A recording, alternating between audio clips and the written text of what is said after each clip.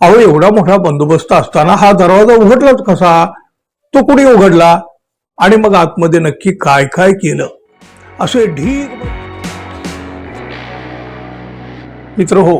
नगरपालिका नगरपंचायत निवडणुका झाल्या, पण अचानक आलेल्या आदेशामुळे या निवडणुकाचा निकाल लांबला गेला. त्यामुळं निकाल काय लागेल या चिंतेपेक्षा सुद्धा मतदान झालेले मतदान यंत्र सुरक्षित राहतील का याची चिंता विरोधी पक्षातल्या पदाधिकारी आणि कार्यकर्त्यांना आहे. मतदान यंत्राची सुरक्षा हा निवडणूक आयोगाचा विषय आहे, पण इथं निवडणूक आयोगावरच विश्वास उरलेला नाही आणि त्यामुळं मतदान यंत्र ठेवलेल्या स्ट्रॉंग रूमला कार्यकर्ते दिवस रात्र पहारा देत आहेत.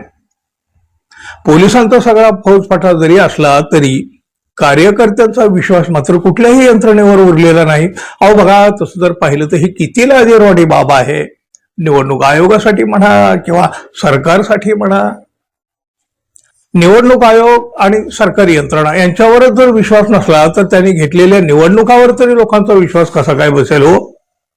आणि मग त्यामुळं स्ट्रॉंग रूम किंवा त्या परिसरामध्ये काही जरी संशयास्पद घडलं ना, किंवा काहीशी थोडीशी अशी वेगळी घटना जरी घडली ना, लगेच संशयाचं वातावरण उठायला सुरुवात होते, वादळ उठायला सुरुवात होते.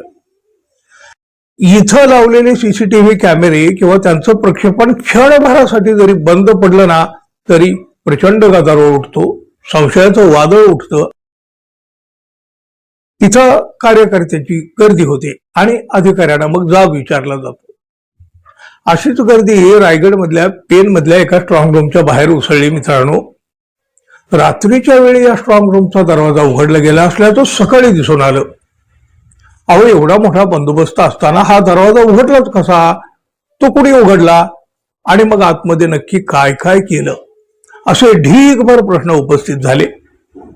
या घटनेमुळं कार्यकर्तेच नव्हे तर प्रशासन सुद्धा बुचकळ्यात पडलं.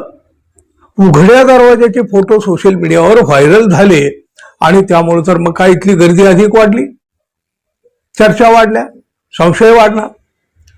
प्रशासनाचीही मोठी धावपळ सुरू झालेली होती. अहो एवढा मोठा फौजफाटा असताना हा दरवाजा उघडला तरी कुणी? सगळ्यांच्याच जवळ होते फक्त प्रश्न, उत्तर मात्र कुणाकडेही नव्हतं. निवडणूक यंत्रणावर आधी संशय आणि त्यात अंधाऱ्या रात्री घडलेली ही घटना. घटनेचं खरं कारण शोधण्यासाठी तहसील कार्यालयातील सीसीटीव्ही फुटेज तपासण्यात आले. फुटेज पाहिल्यानंतर सर्वांनाच आश्चर्याचा धक्का बसला. सीसीटीव्ही मध्ये एक उंदीर त्या दरवाजाजवळ फिरताना दिसून आला. दरवाजाच्या खालच्या बाजूला असलेल्या यंत्रणेशी उंदराचा संपर्क झाल्यामुळे तो दरवाजा उघडला गेला हे स्पष्ट झालं. ही घटना मानवी निष्काळजीपणा किंवा घातपातामुळे घडलेली नाही, तर ती उंदराच्या हालचालीमुळे घडल्याचं निष्पन्न झालं आणि तेव्हा कुठं सगळ्यांचा जीव भांड्यात पडला. इथं काही अनुचित घडलेलं नाही हे निश्चित झालं, पण लोकांच्या मनामध्ये एवढा संशय निर्माण का होतोय, याला नेमकं जबाबदार कोण आहे याचा विचार कुणीतरी कधीतरी करायलाच हवा ना, होय ना? धन्यवाद. पुन्हा भेटू. नमस्कार.